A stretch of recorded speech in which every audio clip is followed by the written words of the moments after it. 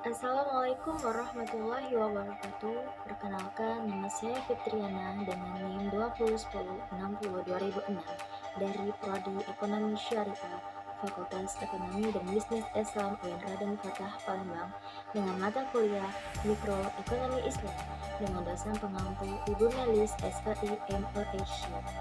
Pada kesempatan kali ini, saya akan menjelaskan tentang teori konsumsi Islam.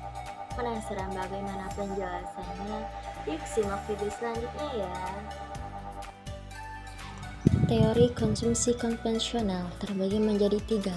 Yang pertama, keputusan seseorang untuk memilih alokasi sumber daya inilah yang melahirkan fungsi permintaan. Yang kedua, konsumsi diasumsikan selalu bertujuan untuk memperoleh kepuasan dalam kegiatan konsumsinya. Yang ketiga, utility. Utility ini terbagi menjadi tiga.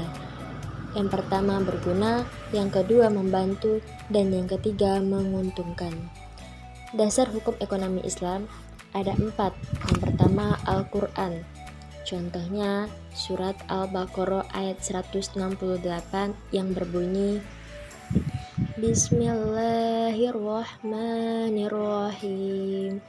Ya ayyuhan nasu kulu mimma fil ardi halalan thayyiba wala tattabi'u khutuwati syaiton innahu lakum aduwwum mubin, yang artinya, wahai manusia, makanlah dari makanan yang halal dan baik yang terdapat di bumi, dan janganlah kamu mengikuti langkah-langkah setan. Sungguh setan itu musuh yang nyata bagimu.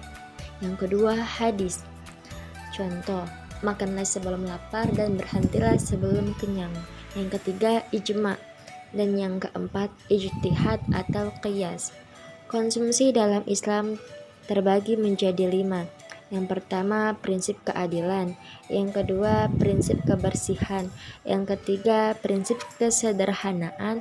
Yang keempat, prinsip kemurahan hati. Dan yang kelima, prinsip moralitas. Norma konsumsi Islam terbagi menjadi 6. Yang pertama, tauhid. Yang kedua, adil. Yang ketiga, kehendak bebas. Yang keempat, amanah. Yang kelima, halal dan thayyib. Dan yang keenam, sederhana. Sasaran konsumsi Islam terbagi menjadi 5. Yang pertama, konsumsi bagi diri sendiri dan keluarga. Yang kedua, konsumsi sebagai tanggung jawab sosial. Yang ketiga, tabungan. Yang keempat, investasi. Dan yang kelima, zakat dan konsumsi. Tingkatan konsumsi Islam menurut Imam Muhammad Asy-Syaibani.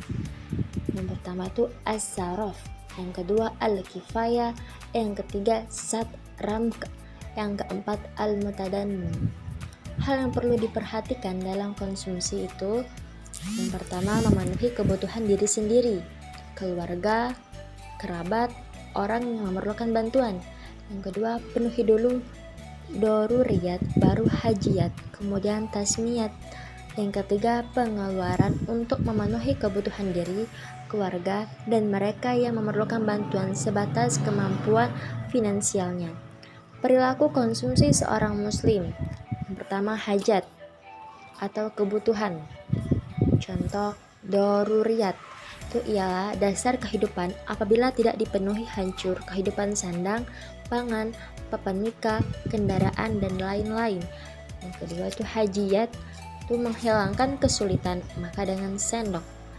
Yang ketiga, tahsiniyat, itu di atas hajiyat dan di bawah tabzir atau kemewahan. Yang kedua, konsumen. Contoh islami ialah membedakan antara syahwat, keinginan, dan kebutuhan.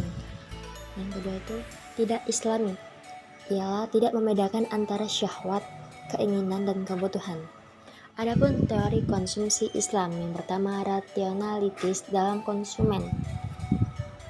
Yang kedua, modal maksimisasi maslahah. Yang ketiga, formulasi maksimisasi maslahah bagi konsumen. Demikianlah yang dapat saya sampaikan. Lebih dan kurang saya mohon maaf. Kepada Allah saya mohon ampun. Wassalamualaikum warahmatullahi wabarakatuh.